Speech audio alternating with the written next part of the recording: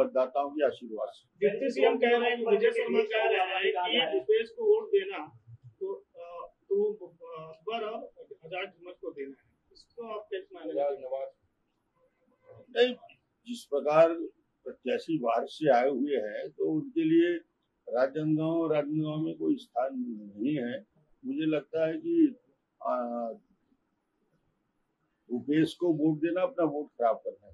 दो पूर्व मुख्यमंत्री के बीच का मुकाबला भी इसे कहा जा रहा है, क्या कहना चाहेंगे? नहीं, मैं कहीं मुकाबले में नहीं हूँ।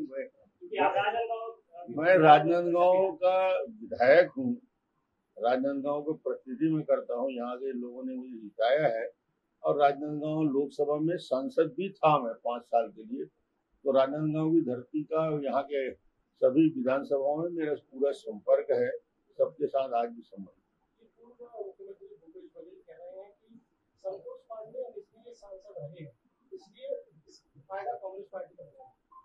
देखिए, पूरे देश में कहीं कम ज्यादा हो सकता है, संतोष जी की सक्रियता रही है लगातार, वो पार्लियामेंट के अंदर और पार्लियामेंट के बाहर और राजनांदगांव लोकसभा में सतत उनका प्रवास होता रहा है।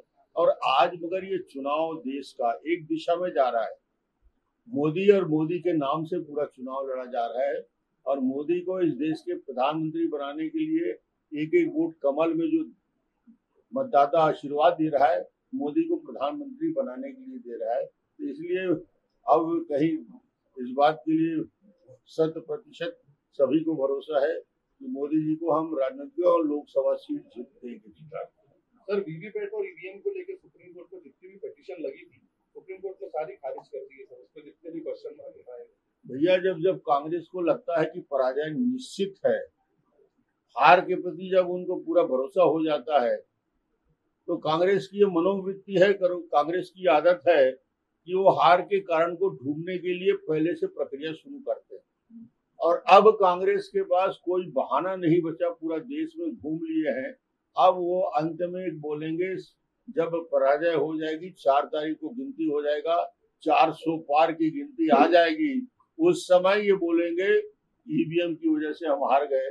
हार के कारण उनको समझ में नहीं आ रहा है कि कांग्रेस के अंदर फूट न नेतृत्व है, न नीति है, न नियत। ऐसा क्यों हुआ?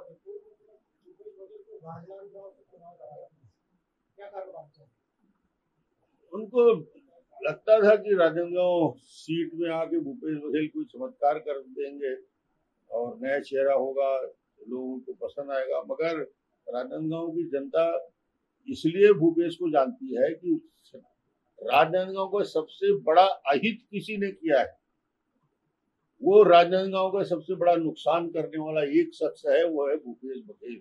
5 साल राजनांदगांव लोकसभा के सारे विकास ठप कर दिए गए। राजनांदगांव के बड़े बड़े ऑफिसेस, एडीबी का ऑफिस चला गया, वहां के पीडब्ल्यूडी की ऑफिस चले गए, वहां के विभिन्न प्रकार के पाठ्य पुस्तक निगम के ऑफिस चले गए, सारे ऑफिस जाते गए।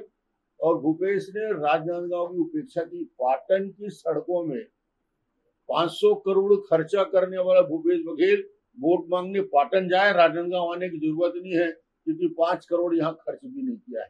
5 साल आप लगातार किसी क्षेत्र की उपेक्षा करते रहे, राजनांदगांव को हमेशा पीछे लाते रहे, राजनांदगांव के सारे ऑफिसेस को ले जाते रहे, और आज राजनांदगांव में वोट मांगने किस हैसियत से वोट मांगेगा?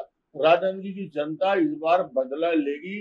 5 साल मुख्यमंत्री रहते भूपेश बघेल ने राजनांदगांव लोकसभा के साथ जिस प्रकार का व्यवहार किया। सर, भूपेश बघेल कांग्रेस के स्टार प्रचारक हैं, लेकिन राजनांदगांव के अलावा किसी और सीट पर उनकी सक्रियता अभी तक नहीं दिखी। कहीं जाने का इतनी घबराहट है कि कहीं जाने का सोच भी नहीं सकता। जब तक चुनाव होगा यहाँ से पैर उठा नहीं सकते। उनको मालूम हो गया कि राजनांदगांव में फंस गए।